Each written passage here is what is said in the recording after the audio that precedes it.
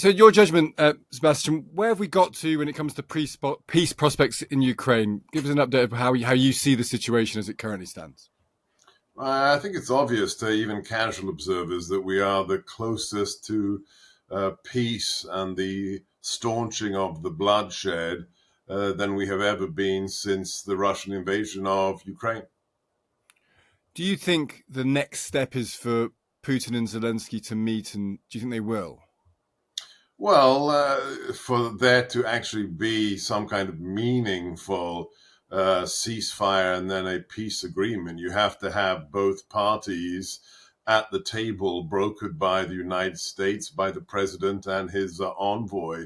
So, yes, that is a requirement, absolutely, for the final phase. And given what we've heard from at least one of those parties, and then we had the Alaska summit, and then the incredible expression from President Zelensky that he thinks within days there could be some kind of agreement. This is very, very exciting times for anyone who wishes the war, this indescribable war, to end. The question really is probably on Putin, isn't it? Whether Putin now is willing to come to the table. There's been some remarks out of the Kremlin which are a little bit soft on the notion of meeting. This is probably quite a big test for Putin, isn't it? To see, we've got to this stage. He has got to act honourably and come to the table. These things are a function of national interest, but always as well a question of packaging and strategic communications, not just to those outside of your country, but to how you communicate it to your own populace. But this has been a very difficult. Let's be blunt about it in terms of geopolitics. When Russia invaded Ukraine, if you look at the global statistics, what's called during the Cold War the balance of power, Russia was ranked second in the world, only beaten by the United States in terms of military might. Ukraine was ranked 22nd. So merely the fact that a nation that is ranked 20 positions lower than yourself has fought you to a standstill, that's the harsh reality for the Kremlin. How they package that for a domestic audience is really going to be the challenge as we close in on a potential peace deal. And then once a peace deal starts to emerge, the question on many people's minds, particularly on this continent, Sebastian, is about security guarantees. The Europeans want Ukraine to join NATO. Ukraine wants to join NATO as the most effective security guarantee for the country. But does the US believe effectively that's off the table, that whatever security guarantee follows, it can't be NATO? Well, there's a logical impediment to Article 5 protections for Ukraine. Article 5 applies to those countries that are functioning Westphalian nation states. You have to be a functioning democracy that controls your own territory. If you have parts of your country that are not under your writ, that you do not control, it's a non-starter. You cannot provide security guarantees to a nation that does not exercise sovereignty over its whole territory. So no, it's going to be something that is not quite Article 5 guarantees, but is something that will make Kiev and the people of the Ukraine feel safe for the foreseeable future. And there's only one person who can make that happen, and that's the man who has got NATO incredibly to commit 5% of their GDP to collective defense, and that's my current boss, President Trump.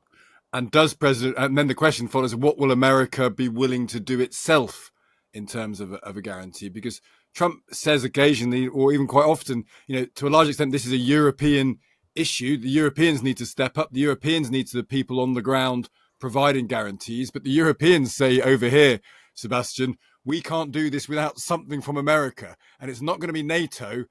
So what is it? Is the question everyone is asking over here? Yeah, it's quite strange to put the onus upon us. It's on your doorstep. This isn't a war that's raging in Canada or Mexico. This is a war that is happening on the Eurasian landmass on the European continent. So yes, if there are nations that should be more more eager and prioritizing some kind of settlement and doing something to make that happen, it should be the members of the European Union and NATO who are part of the European continent. What it will not be, I can guarantee you, is it won't be nation building and troops on the ground from United States Armed Forces. The president was elected in large part to stop what he called the forever wars, the decades of wars at Afghanistan and Iraq, and what he called the stupid wars. We believe in America first, not America alone, but America first. I've always said, and this is what people missed incredibly in the first Oval meeting with President Zelensky, the significance, for example, of the rare earth minerals deal with Ukraine.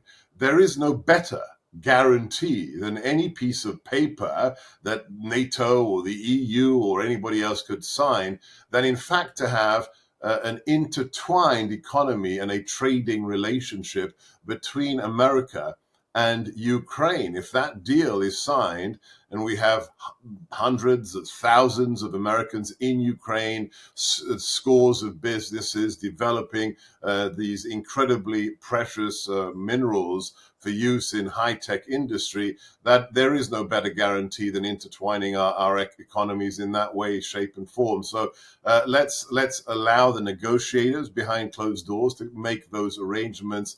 But let me really emphasize this. President Trump's number one priority is to stop the bloodshed. And that's why you've seen him bring more than half a dozen peace treaties and ceasefires to fruition since we entered the White House on January the 20th. From the DRC to Rwanda to Armenia, that's our priority. And people want to see a ceasefire, maybe first of all in Ukraine. That's the question, isn't it? I mean, the negotiation may take a long time. The question is, can we get a ceasefire in quickly? Yeah, I don't think we have to, fixate on phraseology. Stopping the bloodshed that has done so much to rob the Russian people. I'm not talking about the state or the government, but the Russian people and the Ukrainian people of so much of their youth. Can we move on to Gaza briefly, if we may, Sebastian? Israel has today begun its offensive to capture and occupy Gaza City. That seems to be in train as we are having this conversation.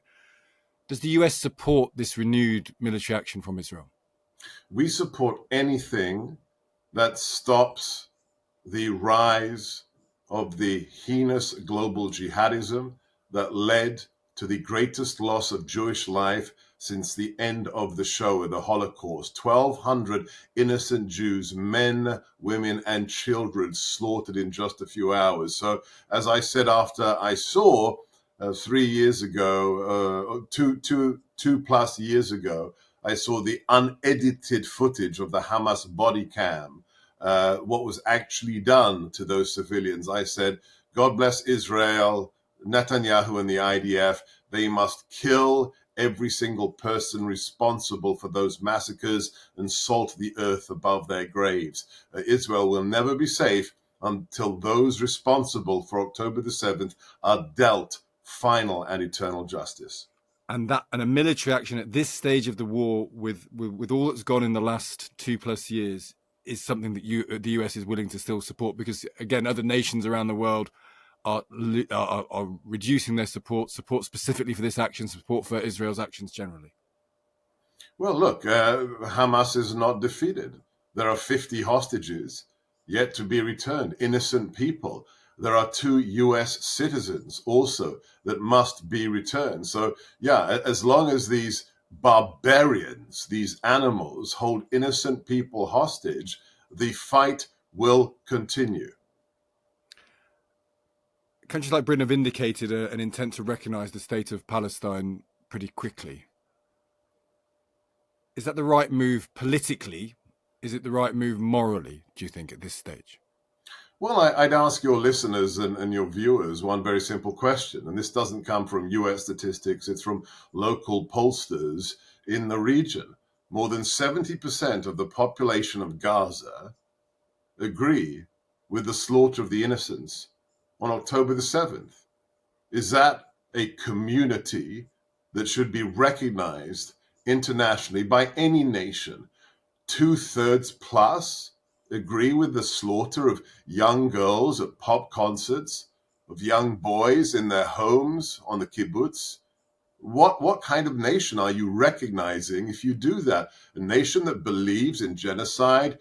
I, for one, think that is a heinous decision.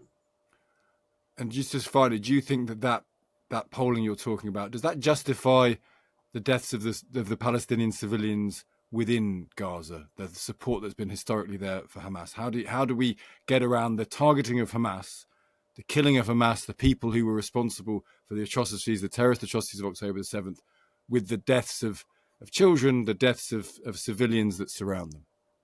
Well, look, I want you to be very aware of the empirical data concerning IDF operations. I've been studying military affairs for 30 years now. There is literally no armed force on the planet that is as judicious in its use of force as the IDF. And the statistics of actual military casualties to collateral damage to civilians is incredibly low, record breaking in terms of what the IDF does. And the IDF does not put children in front of their soldiers. They don't put their military bases underneath hospitals. There's one actor in this conflict that does that, and it is Hamas. When you see the arms caches, when you see the C2 command centers inside schools and hospitals, you know which side of this conflict is on the side of the angels, and you know which side is a barbaric group of individuals that will use their own people as human shields. That side is Hamas. So the administration's support for Israel remains as full-throated as ever. President Trump supports Israel in its right to survive and defend itself and exact justice for the innocents who were murdered en masse on October the 7th. Yes, absolutely. Sebastian Gorka, thank you so much for taking the time to talk to us. Thanks.